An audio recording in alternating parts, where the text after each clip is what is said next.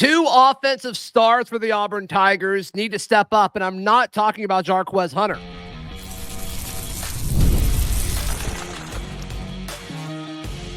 You are Locked On Auburn, your daily podcast on the Auburn Tigers. Part of the Locked On Podcast Network, your team every day.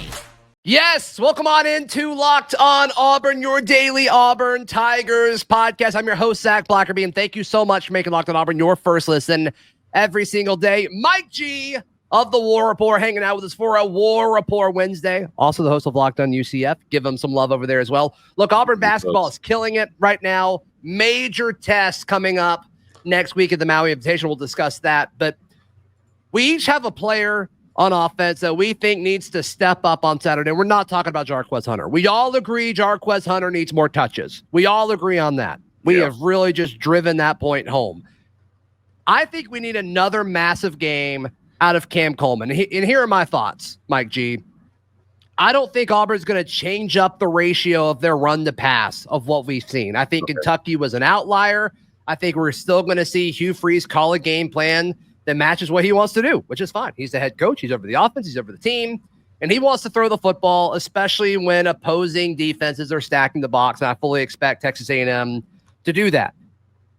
We need the game to go through Cam Coleman. Again, if you're going to pass it, you need to give Cam Coleman the targets, which if that means, Coleman's getting those targets, I want to see that production. Maybe not at the same level as we saw a week ago, because that was incredible. I don't know if all of those catches are 100% sustainable, but I do think Cam Coleman is the guy who needs to step up on this offense if Jarquez Hunter doesn't carry the load. It's funny that you should pick Cam Coleman, Zach, because I went to a press conference on Monday where I asked you very specifically, can we expect Cam Coleman to receive this share of targets? Now, his answer was one that wasn't unexpected. It was, we got to take what the defense gives us, essentially. And it's funny because Payton Thorne was asked that same question the next morning on the next round, and his answer was the exact same. It's like, well, we weren't planning. We didn't go into the game thinking we're going to throw it to Cam Coleman 8 times. And I get it, but my thought is why not? Right. Why? But he doesn't. Not a whole lot else is working. I'll say this: when you look around college football, you just have to look across the state. Ryan Williams is Alabama's best receiver. Zach, they just throw him the damn football. Yeah, they're not having that conversation about what the defense is giving them and all this stuff. They get their stars the football. So yes, you got to take what the defense gives you. But I expect you to scheme Cam Coleman open. I expect him to be open. Come on. I expect him to be open because I expect you to scheme him that way and throw him the ball. Find a way to get him the ball. That is your job as an offensive coaching staff. Other coaching staffs aren't making this excuse about getting their star wide receivers the ball. It shouldn't be happening at Auburn. Yeah, or at least do this. At least if you're in a situation, we saw the offense sputter, against several opponents this year. Sure. With the exception of Kentucky, insert name of an SEC opponent here. And when the offense is sputtering and you're having a hard time doing something, throw it to him then. Give him a jump ball. Give him the opportunity to get you back in it. Yeah. Worst case scenario. And I just don't feel like that's too much to ask for, Mike. I just don't feel like it is. I don't either. I think that when you have a guy like Cam Coleman, you find ways to utilize him. You get him targets. Again, look around the league. Look at Luther Burden and Brady Cook. We just see him. The only time Luther isn't really getting targets is if they're just, if he's really just not that open. But for the most part, week after week, we're not hearing this conversation about the top wide receivers in the league. Cam Coleman is the top wide receiver in this league. He may be young, he may be a freshman, but he's got every ounce of talent that the rest of those guys have. Yeah, sure. Period. I took heat for a few weeks ago for saying that I thought that Cam Coleman was just as talented as Ryan Williams. Maybe they're two different built type players, but Cam can do some things that most receivers can't do. Yeah, he is in a league of a few in terms of pure athleticism and the ability to be able to use it to change the game. We saw it on Saturday. We saw it on the catch. Yeah, one-handed somehow simultaneously touches his hand and his elbow in and makes probably the catch of the last few years for Auburn. Yeah, that's one of the best touchdown catches Auburn's had in a minute. I'm having a hard time thinking of too many that, just as far as impressive. Kyle Davis had one over the middle, he had a good one-hand one. Yeah, right, in traffic. But you're right. There are not a ton of examples of guys who have the ability to make those types of catches. You just have to scheme this up. And this is where I expect them to go back to the drawing board and get creative, Zach, and find ways to get Cam Coleman the ball. You got 2 games left. You've got 2 games left to say what I will say is save your season. Now, I gave this team a 6-6 floor. That's still achievable, but boy, do they have a large mountain to climb to get there. Yeah. I mean, if they got to 6-6, I mean, you just think about like the momentum going to the offseason. That'd be insane. That'd be insane. And for those who aren't aware, to go 6-6, they have to beat A&M, and then they'd have to beat Alabama. So I mean, that'd be insane. I don't think you get there without throwing Cam Coleman the ball. I don't think there's a version of this offense. I agree with that gets you there without him starring. Yeah. Who do you think? Who's the other player that needs to have a massive game on Saturday? Yeah. Look, man. For me, it's Payton Thorne. Rinse due.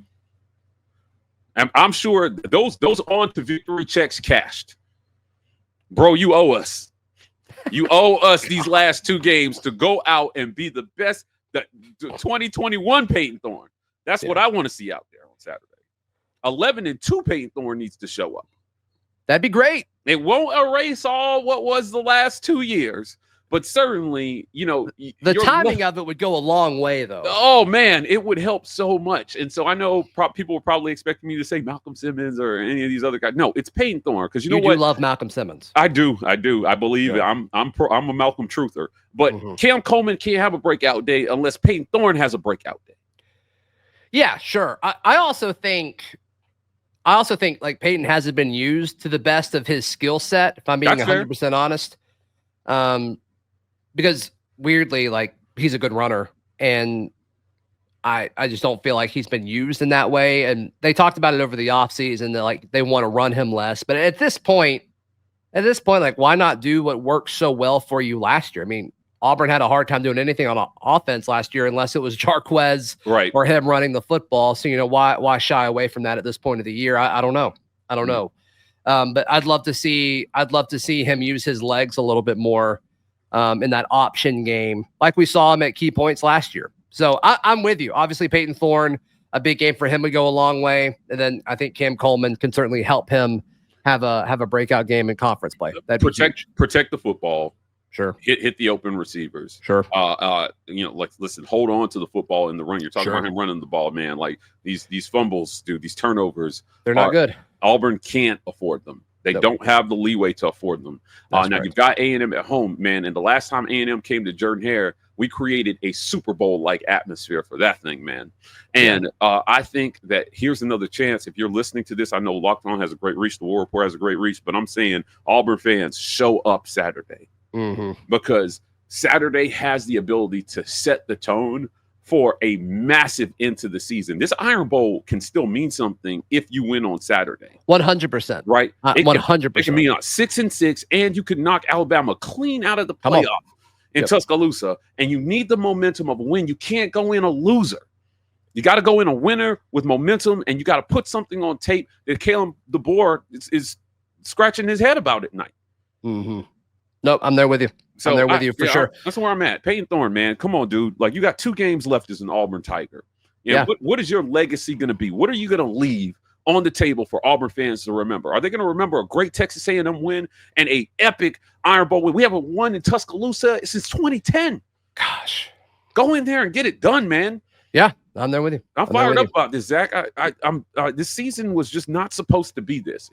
At worst, it was supposed to be 6-6. We were not supposed to be sitting here talking about a 4-win. Yeah, floor. now we would be ecstatic at 6-6. And that's just a shame. Auburn football should never be at that point. No. But here we are. Auburn basketball is not. Auburn basketball is cranking on all cylinders right now. What a season it's been so far, and they've got a great test ahead of them. That's next, right here on Locked On Auburn. Today's show brought to you by our friends at Mint Mobile. My G, can you imagine having a phone bill of just $15 a month? I can't imagine that because I've never had that, Zach. But you can now. Anybody listening, can now. Mint Mobile, I mean, you talk about great deals. Mint Mobile is $15 a month with a purchase of a 3-month plan. And it's legit. They're not like tricking us or anything. I don't know how they're staying open, but it's crazy. It is crazy to me. All plans come with high-speed data, unlimited talk and text, delivered on the nation's largest 5G network, and you can use your own phone with any Mint Mobile plan and bring your phone number along with all of your existing contacts. It's an insane deal, Mike G. An insane deal. So to get this new customer offer and your new 3-month premium wireless plan for just $15 a month, go to mintmobile.com/lockedoncollege. It's mintmobile.com/lockedoncollege. Cut your wireless bill to $15 a month at mintmobile.com/lockedoncollege. Today's show is also brought to you by our friends at FanDuel. FanDuel's America's #1 sportsbook. Auburn, a 2.5-point dog at home against Texas A&M. I think I'm leaning towards Texas A&M minus 2.5 in this one. Where are you, Mike G? This is definitely a pick 'em. Funny things happen, man, in this game. I'm with you. Neither team really knows what to expect. I'm taking Auburn in the points. Let's go. I'm taking Auburn plus 2.5. I've not picked them a ton this year, so this is not a homer pick. Oh gosh, I have a feeling about this. I hope you're right. Hey, Ray, if you got an opinion on this one way or the other, or just want to check out all of FanDuel's lines, go to FanDuel.com. New customers can bet $5 and get $150 in bonus bets if you win. That's over at FanDuel.com, America's #1 sportsbook. All right, Mike G, when you look at this Auburn basketball team, KenPom has them #1. They're 4th in the AP poll. Is that right? Yeah. Whatever. But they head to the Maui Invitational to take on an Iowa State team that is very good. And you talk about how loaded this field is. A lot of the good teams aren't playing each other except for Auburn and Iowa State. Like Auburn and Iowa State is the only guaranteed premier matchup in Maui. And they're playing it like at freaking 10 o'clock at night. It's going to be insane. But the everything that goes into this and like the opportunity that this team has to make a statement and tell all of college basketball that we're here. And not only are we here, but we are ready to compete for a national championship. That's what's at stake this upcoming week. And it's so fun. It's so fun to be a part of this conversation. It is. And I'll tell you, this team feels different. And Bruce Pearl sounds different. When we talk to him in the post games, after the games, in big wins, usually we'll hear him say stuff like, yes, we won big, but if we continue to do X, we're not going to win very many games in league play. He's not saying a lot of that this year. This might be his best team inside out that he's ever had. Hear me out. On Saturday versus North Alabama, Auburn scored 50 points in the paint, but scored 102 points on the game. And so the shooting has been the missing piece for this team. They only shot 17 free throws on Saturday. And they went 12 of 17. So they still scored 40 points in jump shots in that game. And that's huge for Auburn. Now, Miles Kelly said this after the first win. He said, you never know what night who has the ability to go for 20 to 30 points. And man, has that panned out since we started this season. Right. We've seen Miles Kelly go absolutely nuts. We saw Tahad Pettiford absolutely take over the biggest win of the season. Janai Broome went 13 for 17 on Monday. Yeah, 30 points, 17 rebounds, just dominant. Monster double-double. This is insane. And now it started in the offseason. It started with getting Janai Broome to come back. Mm-hmm. And I think that has been the challenge with a lot of the better teams in college basketball is that you get these freshman stars and they last 1 year and they're gone. And it's like you're rebuilding every single year.